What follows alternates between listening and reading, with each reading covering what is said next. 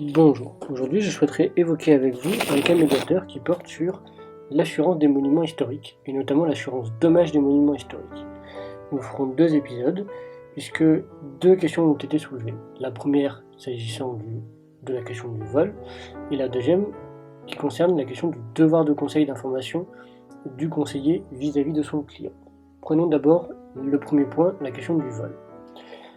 Un agent général visite un château qui est classé au titre des monuments historiques.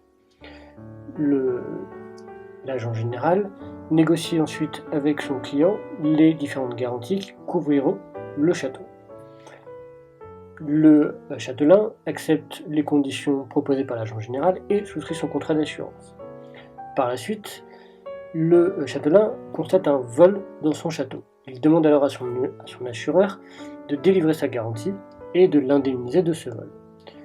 L'assureur envoie un expert sur place. L'expert constate que consécutivement au vol, il n'y a pas eu d'infraction.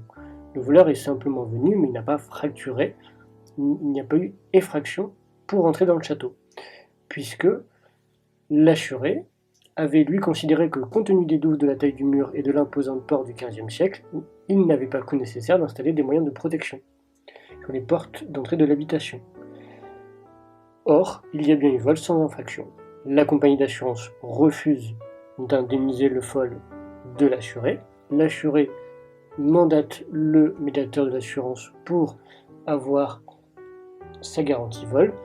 Or, le médiateur constate que dans les conditions générales, il y a bien précisé que le vol, pour être indemnisé, doit être consécutif d'une effraction. L'effraction n'ayant pas été constatée par l'expert, le médiateur constate que la compagnie d'assurance avait le droit de refuser l'indemnisation du châtelain pour ce vol. Tout simplement.